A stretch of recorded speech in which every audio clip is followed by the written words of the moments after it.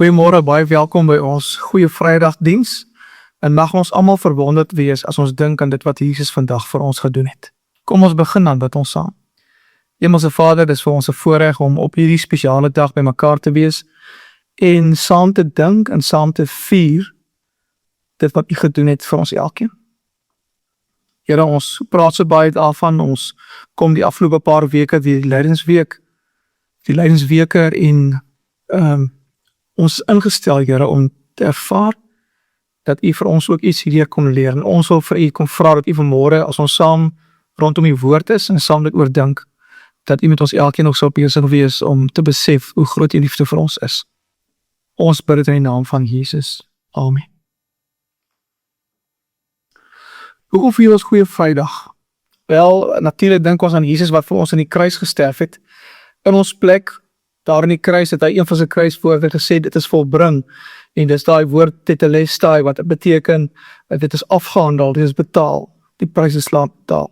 En dis wat Jesus kom doen het vir ons. En daarom is dit vir ons 'n hoogtepunt, maar ook 'n dieptepunt van ons geloof, om te besef, dit is hoe lief Jesus vir ons gehad het. So kom ons lees iets oor die gebeure saam, en dan wil ek 'n paar gedagtes net met julle deel.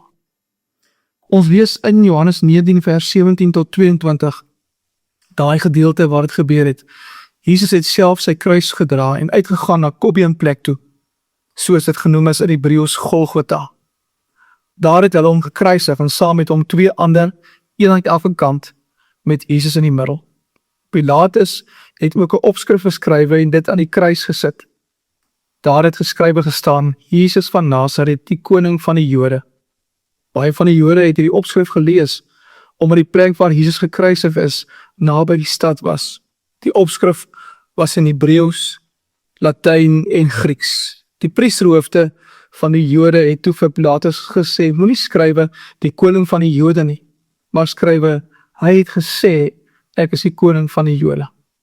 Pilatus het vir hulle gesê, wat hy geskrywe het ek geskrywe. Tot sover wat ons saam lees. Ek gaan nog 1 of 2 verse vir ons saam ook lees uit die Bybel uit verder. So, hoekom moes Jesus sterf? Wel, Jesus sê self in Johannes 15, daai oploop na die laaste paar dae, dan sê hy vir sy disippels, niemand het groter liefde as dit nie, dat hy sy lewe vir sy vriende aflê. En dis 'n stelling wat Jesus self gemaak het, 'n paar dae voor die kruisiging. So dit was heeltyd in Jesus se gedagtes gewees. Maar kom ons kyk wat op daardie Vrydag gebeur het van die kruisiging. En dan probeer ons verstaan, hoekom moes Jesus gesterf het. Op die Vrydag van die kruisiging was daar baie mense betrokke. Ons weet, waar daar afgespeel het, daar was 3 kruise, ons het gelees, Jesus in die middel, weerskante van hom, 2 diewe, of soos dit regtig letterlik beskryf word, rampokkers, want hulle was meer as maar net winkeldiewe gewees. En bo aan die middelste kruis was daar 'n bordjie aangebring in 3 tale, Aramees, Grieks en Latyns met die woorde, Jesus van Nasaret, koning van die Jode. Die vraag is, hoekom het Jesus gesterf? Hierdie man wat sagmoedig was, hierdie man wat 'n vriend van sondaars was, liefdevol, lief vir kinders ook. Maar daardie Vrydag was dit 'n baie besige dag. 'n Klomp geheime vergaderings wat plaasgevind het, verskillende motiewe van mense wat ons sien as daar beskryf word van waar Jesus verhoor is, siniese besluite wat geneem is, intense emosies, want dit was die beroemdste en seker die mees invloedryke sterfte in die geskiedenis van die mensdom. En daar was baie magtige groepe wat deel was van dit wat hier afgespeel het. En ons wil probeer verstaan wat daar gebeur het. En dit lyk asof die mense wat gedink het hulle was in beheer, nie altyd so werklik in beheer was nie. Want elke mens op Goeie Vrydag, wat in daai omgewing was, het 'n eie agenda gehad, soos wat ek en jy ook vandag dikwels maar ons eie agenda het, waar daar besluite geneem word. So kom ons kyk bietjie na van die rolspelers wat daar 'n rol gespeel het, en ons probeer agterkom wie se wil op die ouende regtig geskied het. Wel, die eerste groot groep wat 'n rol gespeel het, was die Romeine. En hulle sou dikwels sê dat Jesus gesterf het omdat hy 'n bedreiging vir hulle was. Ons dink dikwels aan die Christus deel van Jesus Christus, dat dit half soos 'n tweede naam vir Jesus was, maar eintlik was dit 'n titel wat hy gehad het. Christus beteken gesalfde of in Hebreëus die Messias. En ek glo daar was 'n klomp mense in Jerusalem, onder andere ook die Romeine wat geweet het, almal wag vir die Messias. Want as die Messias kom, dan gaan hy die Romeine oorwin. Hy gaan die korrupsie uitroei wat daar is. En dit was vir hulle 'n bedreiging gewees. So 'n bietjie iets oor die woord Messias. Dit is interessant om te lees in die geskiedskrywing, ook in die Bybel, dat daar baie mense wat die Messias wou wees. Ons lees byvoorbeeld in Handelinge 5, vers 36 van 'n man met die naam Theudas. Hy het 'n klomp volgelinge gehad, op die ouene is hy ook vermoor en doodgemaak. En die bekende geskiedskrywer Josephus skryf dat Theudas homself die Messias genoem het. Hy het voorgegee byvoorbeeld dat hy die Jordaanrivier kan oopkloof, dat die water weerskante verdeel word. En dat hy Jerusalem se mure kan laat val. En op die ouene is hy gevang en ook doodgemaak. En daar's ander mense ook, wat ook in die Bybel beskryf word. So, hoe het jy geweet as jy die Messias was? Daar's 'n verhaal van koning Arthur, daar's flieks ook gemaak oor King Arthur, en daar's 'n swaard in 'n klip gesteek, en die persoon wat hy swaard uit die klip uit sou kon haal, sou dan die koning van Engeland geword het. Jy het nie geweet of jy die koning gaan wees voordat jy dit reg gekry het nie. En so vir die Jode was die Messias die een wat op die ouende Rome sou oorwin. Jy het nie geweet totdat jy probeer het nie. En as jy gesê het jy is 'n Messias, maar jy kon dit nie reg kry nie, dan is jy deur die Romeine gekruisig, en dan het jy natuurlik geweet, dit was nie jy gewees nie. In daardie tyd was daar omtrent 18 persone, waarvan 'n name opgeteken is in die geskiedskrywing. 18 persone wat voorgegee het, dat hulle die Messias was. En Jesus is gekruisig, maar hy was nie die soort Messias of koning, wat hulle verwag het hy gaan wees nie. Trouwens, hy doelbewus daai rol vir my, want hy was totaal anders as die ander karakters wat 'n rol gespeel het in daardie tyd. Johannes 6 vertel vir ons dat die mense Jesus na die wonderwerk waar hy die brode vermeerder het, met geweld wou koning maak. En toe onttrek hy homself na die heuwels toe. Daar staan byvoorbeeld in vers 15, toe Jesus merk dat hulle hom met geweld wou koning kom maak, het hy verder die berg opgegaan, hy alleen. So hy was anders as die sogenaamde Messiasse wat daar die ronde gedoen het. Hy het geweier om 'n vinger teen die Romeine te lig en om enige weerstand te bied. So, hoekom het Jesus gesterf? Wel, daar moet ons 'n bietjie vroeër kyk na 'n ander geleentheid wat ook op daardie Vrydag gebeur het. Vroeër omtrent so 8:00 die oggend, het die hoofpriester vir Jesus voor Pontius Pilatus gebring. En hy is daar verhoor. En Pontius Pilatus was die regeerder van Juda gewees, die Romeinse regeerder van Juda. En hy het opgetree om die Romeinse keiser gelukkig te hou, maar hy moes ook die Jode se goedgesindheid behou, want Rome was afhanklik van die koring wat die Jode geproduseer het.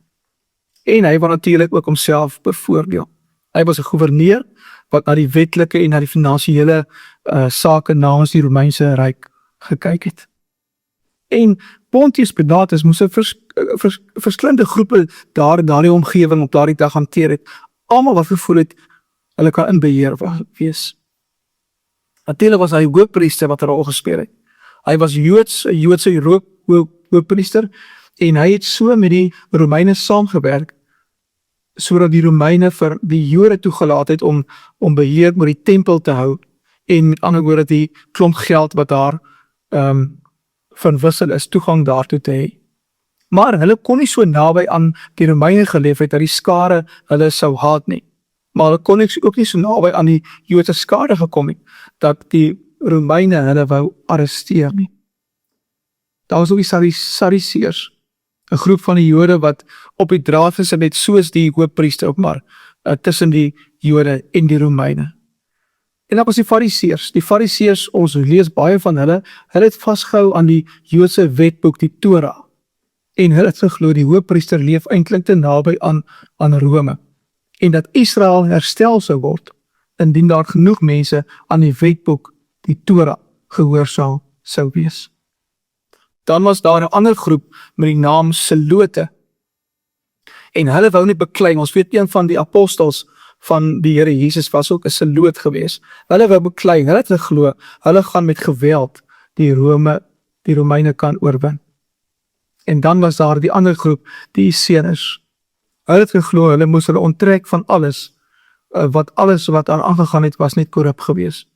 Hulle het nie belasting betaal nie, hulle het geglo die tempel is korrup en hulle moes hulle self afsonder en rein gaan lewe. En ons lees dat hulle daar in die omgewing van die Dooie See ook 'n plek met die naam Qumran gehad het, waar hulle gebly het. So, almal het geweet van die verskillende rolspelers. Pilatus wou homself in Rome beskerm, die hoofpriester wou saamwerk met alles en so 'n bietjie op die draad gesit. Die Fariseërs het gesê meer reëls is nodig en jy moet meer meinig wees deur gehoorsaam te wees aan die wetboek. En die Selote se strategie was gewees om te veg. Die Esseners se strategie was om te onttrek en hulle self rein te hou weg van alles af. So almal het hulle eie agenda gehad. En het almal geweet dat om vir God te kies beteken dit om teen Rome te wees. En hulle almal het mekaar gehaat. En Pontius Pilatus moes almal onder beheer hou. Maar hy self was gewetenloos gewees. Ons weet byvoorbeeld dat Pontius Pilatus by Jesus aangekla is op 'n stadium omdat hy mense doodgemaak het wat besig was om offers te bring, daar in die tempel besig was om vir God te aanbid. En dan vind daar 'n toutrekkery plaas tussen die hoofpriester en tussen Pilatus. En dit het eintlik maar oor elkeen se mag gegaan. Die hoofpriester kla vir Jesus aan by Pilatus en sê dat Jesus teen Rome is, want hy betaal nie belasting nie. Die belasting wat na die keiser te moes gaan.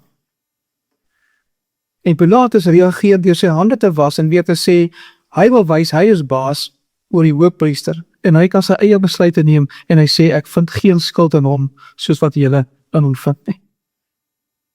En dan speel die hoofpriester sy troefkaart weer en hy sê, as u hom loslaat, is u nie 'n vriend van die keiser nie.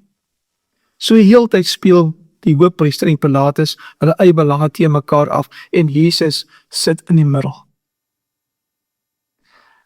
So kom ons probeer onsself indink oor wat Jesus beleef het in hierdie tyd. Baie interessant as ons na Jesus se vroeë bediening kyk, dat die mense dikwels oor Jesus gevra het, is hy dalk die Messias? Is hy die koning wat ons gaan lei? Is hy die redder? En al wat Jesus eintlik moes gesê het, is ja, ek is. En die mense sou tot die dood toe vir hom geveg het. En dit is waaroor Paulus Sondag vergaan het. Die Paasfees wat voorgelê het en Moses wat die Farao in Egipte oorwin het en Israel uit slawerny uitgelei het.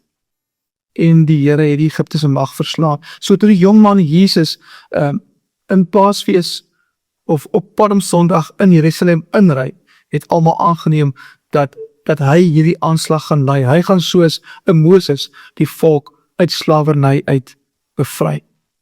Maar Jesus wou nie beklei nie. En daarom het die skare toe hulle sien, dit is nie Jesus wat dit gaan doen soos Moses van ouds nie, dat hulle net so omgedraai het en teel was. En deur Jesus se hele bediening het hy dikwels mense gesond gemaak en vir hulle gesê, moenie gaan vertel nie. Want in gebed as mense hoor, gaan hulle dink, hy is die Messias, en kom ons gryp ons swaarde, en kom ons veg tot die dood toe. So nog bietjie vroeg die Vrydagoggend, kom ons sê so 2:00 in die oggend, was Jesus in die tuin van Getsemane, en dit is waar alles begin het. En ons onthou, die tuin van Eden, aan die heel begin, was dit die eerste Adam wat in daardie tuin was, en wat daar geloop het. En hier was die tweede Adam, want Jesus word die tweede Adam genoem, in die ander tuin, die tuin van Getsemane. En hier waar Jesus in die tuin is, het hy nog 'n paar opsies. Hy kon veg soos die Selote, Want kyk net hoe mense op Palmsondag opraai het gekom. Hy kon terugtrek soos die Esseners en homself veilig hou, een kant. En dalk 'n nuwe beweging een kant begin het. Hy kon dalk 'n ooreenkoms met Pilatus aangegaan het om Rome van binne af te kom vernuwe en te kom verander. Hy kon met die hoofpriester saamwerk en die tempel as 'n magtige verhoog gebruik. En hy kon die Vader ook vra om engele te stuur om hulle te kom red. En dink net wat sou gebeur as almal hierdie wonderlike groot wonderwerk gesien gebeur het. Hy het 'n klomp opsies gehad, maar hy het nie een van hulle geneem nie. En ek weet die opstanding van Jesus het voorgelê. En hy het waarskynlik daarvan geweet, of hy het daarvan geweet. Maar hy het daardie Vrydagoggend in die tuin presies geweet wat hy moet doen, wat hy sê vir die Vader. Lukas 22, hy sê, Vader, as U wil, neem tog die lydensbeker van my af weg. Laat nogtans nie my wil nie, maar U wil geskied. Ek sal nie veg nie. Ek sal nie hardloop nie. Ek sal nie ooreenkomste aangaan nie. Ek sal sterf. En Jesus het geglo dat die vraag na die Messias beantwoord sou word deur te sterf aan die hand van Rome. Hy het al die haat en al die toorn op hom geneem op ander mense te spaar. Dis hoekom hy gesterf het. Hy het die mense van daardie tyd wat verward was gered.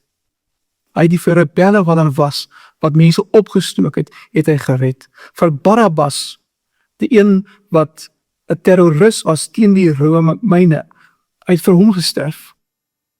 Hy het vir die Romeinse soldate wat vir hom gemartel het gesterf.